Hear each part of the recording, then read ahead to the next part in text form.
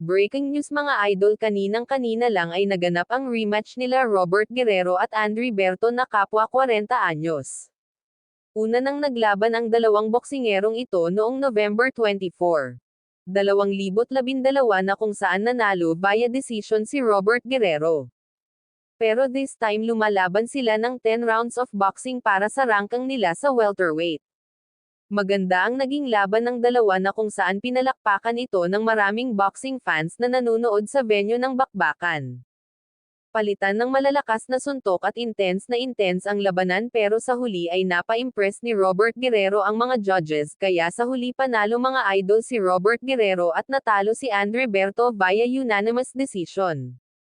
Dati na ring nakalaban ni Floyd Mayweather Jr. ang dalawang boksingerong ito at puro sila talo sa kamay ni Floyd Mayweather Jr. Sa kabilang istorya naman mga lodi ang laban ng Bam Rodriguez vs Sonny Edwards na kung saan nanalo si Bam Rodriguez kay Sonny Edward via technical knockout sa round 9. Sa huling segundo ng round 9 ay pinatumba na ni Bam Rodriguez si Sonny Edward pero nakuha pa nitong bumangon pero dahil sa pinsala ni Edwards ay pinahinto ng kanyang coaching staff ang laban. Kaya tinihil na ng referee ang laban kaya nanalo via TKO si Bam Rodriguez at nakuha ang unified belt ng World Boxing Organization WBO at International Boxing Federation IBF sa flyweight division.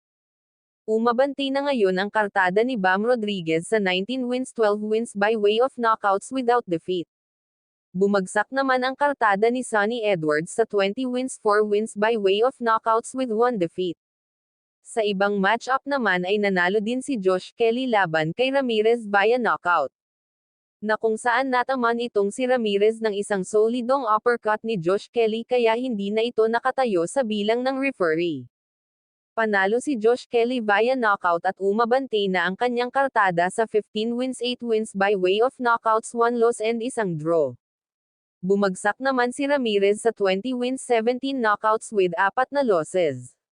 Sa ibang laban din nanalo din via technical knockout sa round 8 si Murod John Akhmadaliev sa laban against sa undefeated na si Kevin Gonzalez.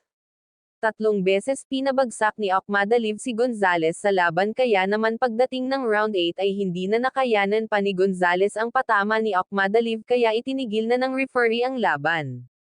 Si Murod John Akhmadaliev ay dating Unified World Champion sa WBA at IBF sa Super Bantamweight Division na kung saan natalo siya ni Marlon Tapales via decision last April nitong taon. Kaya ito ang naging daan na kung bakit si Marlon Tapales ang may tie-in sa nalabanan itong si Naoya Inoue. Dahil nakuha ni Marlon Tapales ang belt kay Murod John Akhmadaliev.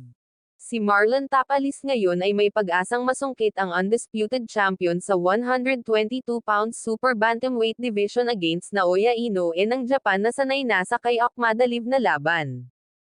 Umabanti na rin ngayon ang kartada ni Murod John Akhmadaliev sa 12 wins 9 wins by way of knockouts with 1 defeat.